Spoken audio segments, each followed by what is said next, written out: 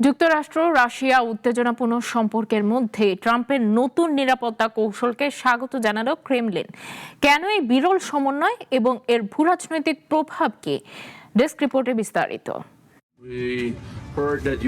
দীর্ঘ বৈরিতার ইতিহাসে এক বিরল ঘটনা ঘটেছে।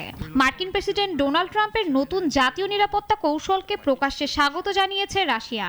ক্রেমলিন বলছে এই কৌশলপত্র মূলত রাশিয়ার নিজস্ব ভাবনার সাথেই সামঞ্জস্যপূর্ণ। রয়টার্স জানায়, স্নায়ুযুদ্ধোত্তর যুগে যুক্তরাষ্ট্রের এমন গুরুত্বপূর্ণ নীতি নির্ধারণী নথির প্রতি রাশিয়ার এ ধরনের ইতিবাচক প্রতিক্রিয়া এই প্রথম।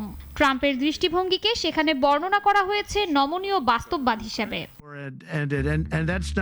নথিতে যুক্তরাষ্ট্রকে 19 শতকের মনোরম মতবাদ পুনরুজ্জীবিত করার কথাও বলা হয়েছে, অর্থাৎ পশ্চিম গোলার্ধকে আবারও ওয়াশিংটনের প্রভাব ক্ষেত্র হিসেবে দেখা। পাশাপাশি দাবি করা হয়েছে ইউরোপ বর্তমানে সভ্যতা বিলুপ্তির আশঙ্কার মধ্যে দাঁড়িয়ে আছে।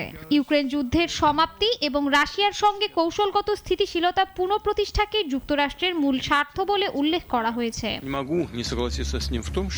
বিশ্ব রাজনীতির মৌলিক স্তরে যুক্তরাষ্ট্র ও রাশিয়ার এ ধরনের প্রকাশ্য ঐক্যমত্য অতিমাত্রায় বিরল। যদিও অতীতে দুদেশ কয়েকটি বড় ইস্যুতে একসঙ্গে কাজ করেছে, যেমন সোভিয়েত পতনের পর সাবেক প্রজাতন্ত্রগুলো থেকে পারমাণবিক অস্ত্র ফিরিয়ে আনা কিংবা 2001 সালের 11 সেপ্টেম্বরের সন্ত্রাসী হামলার পর নিরাপত্তা সহযোগিতা।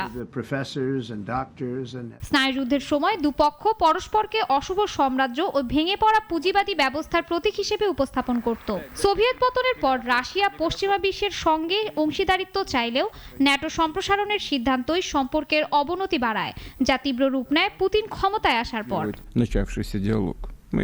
ট্রাম্পের কৌশলপত্রে ন্যাটোকে চিরায়তভাবে সম্প্রসারিত সামরিক জোট হিসেবে দেখা বন্ধ করার প্রতিশ্রুতি এটিকে উৎসাহব্যঞ্জক বলে মন্তব্য করেছেন ক্রেমলিন মুখপাত্র দিমিত্রি পেসকভ। তবে একই সঙ্গে তিনি সতর্ক করেছেন, ট্রাম্প যে ডিপ স্টেটের কথা বলেন সেটাই তার সংস্কারমূলক উদ্যোগের প্রধান বাধা। যদিও সমালোচকদের দাবি, ডিপ স্টেট কোনো বাস্তব কাঠামো নয়, বরং এটি ট্রাম্প শিবিরের রাজনৈতিক ব্যাখ্যা।